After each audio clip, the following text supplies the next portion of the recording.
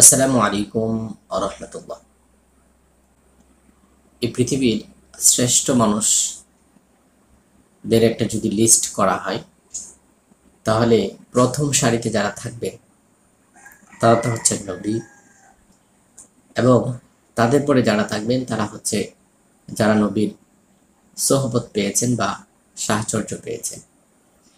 আমাদের নবী হজরত মোহাম্মদ সাল্লাল্লাহু আলাইহি ওয়াসাল্লামের সাহচর্য যারা পেয়েছিলেন, যারা ইমানের হালতে নবী করিম সাল্লাল্লাহু আলাইহি ওয়াসাল্লামকে দেখেছেন এবং ইমানের হালতেই তারা ইন্তেকাল করেছেন, তাদেরকে আমাদের শরীয়তের পরিভাষায় সাহাবী বলা হয়।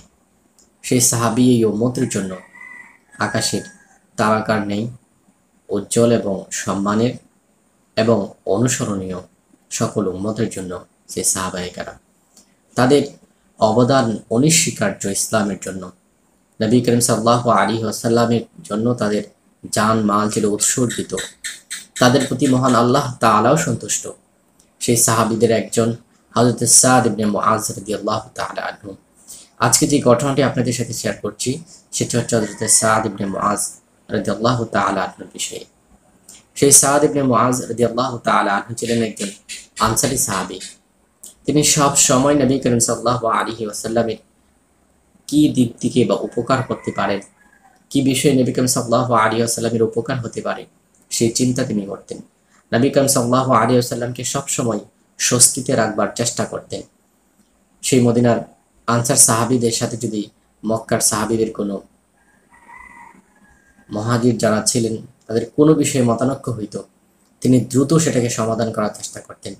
তিনি আনসারী এবং মুহাজির সাহাবীদের মধ্যে সবসময় একটি সুন্দর সম্পর্ক বজায় রাখবার জন্য আপ্রাণ চেষ্টা করতেন।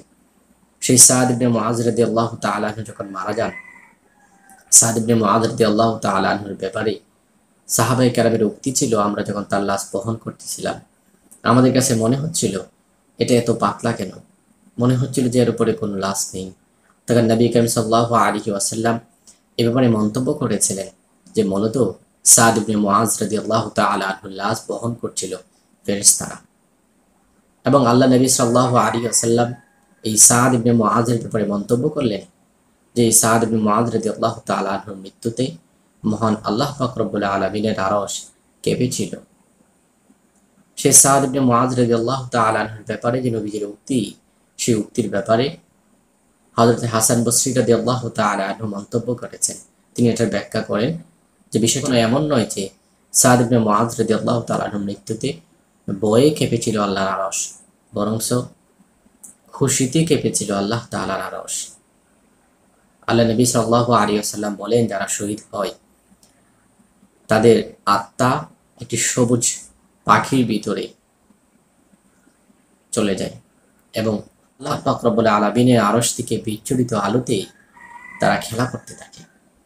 সাদ ইবনে মুআজ রাদিয়াল্লাহু তাআলা আনহুর মৃত্যুতে আল্লাহ পাক রব্বুল আলামিনের আরশ কেঁপেছিল, যেটা নবী করিম সাল্লাল্লাহু আলাইহি ওয়াসাল্লামের হাদিসের মাধ্যমে আমরা জানতে পারছি। আল্লাহ পাক রব্বুল আলামিন সমস্ত সাহাবায়ে কেরামকে যেভাবে মাফ করে দিয়েছেন, তাদের প্রতি যেভাবে আল্লাহ তাআলা সন্তুষ্টি ঘোষণা করেছেন, আল্লাহ পাক রব্বুল আলামিন আমাদের সবাইকেই এরকম ক্ষমা পাওয়ার তৌফিক দান করুক। আমাদের সকল পাপকে আল্লাহ তাআলা মুছে দিক। সাহাবায়ে কেরাম রাদিয়াল্লাহু তাআলা আনহুম আজমাইনকে ভালোবাসবার এবং তাদের নীতি আদর্শের উপর